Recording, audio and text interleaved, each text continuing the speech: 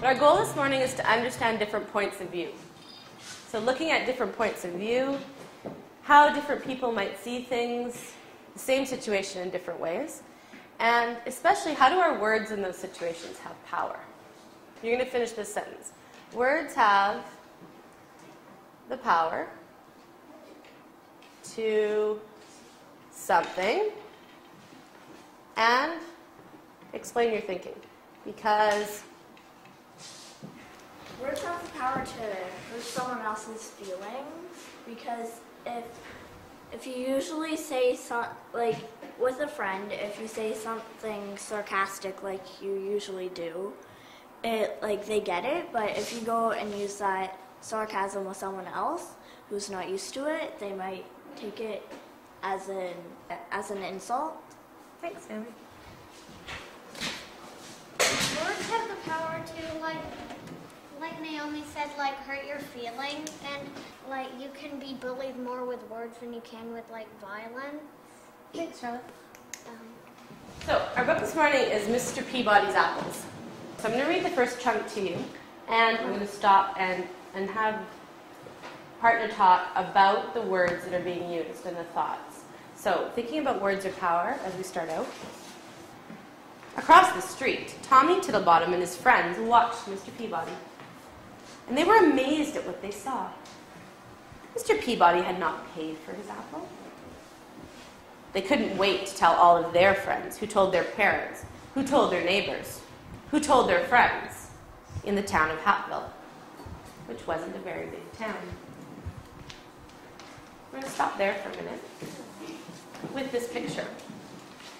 I want you to visualize for a moment that you are one of the first friends that Tommy Tittlebottom told. And imagine that you are here as one of these faces looking across the street. What would you be thinking? After you did your thinking, what might you say to your friends that are with you? I would probably be thinking, is Tommy right? Or is it a prank? And then after I've seen it, I'd probably say to all my friends, OMG, it wasn't a prank. Mr. Peabody is stealing. Well, what you would be thinking would depend on your point of view, because if you thought Mr. Peabody was a really, really good teacher and a really good baseball coach, you would think that why is he stealing the apples, or why does he take them and not pay? But you would probably make up an excuse because he's your favorite teacher and you don't want him to get arrested or something for stealing. Good.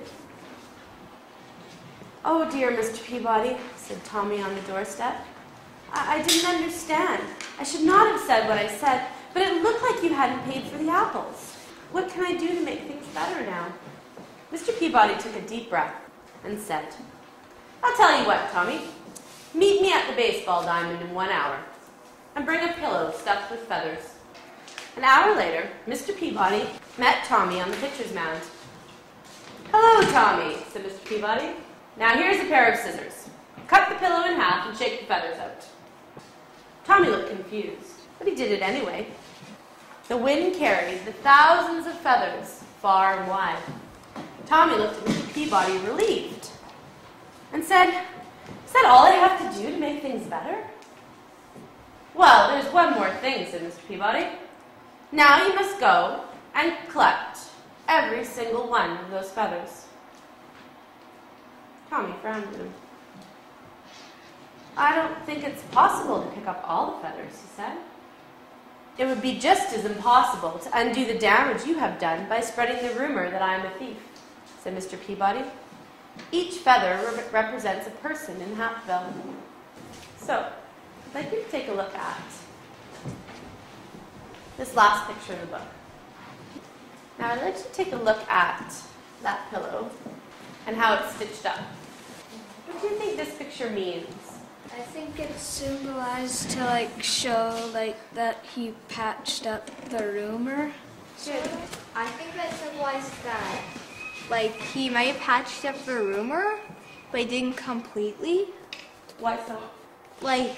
There's still some feathers left. The pillow doesn't look perfect. Colors look perfect anymore. So some people still believe the rumors, just that they think that they've been told. And some of the feathers are still out, so some people still don't know.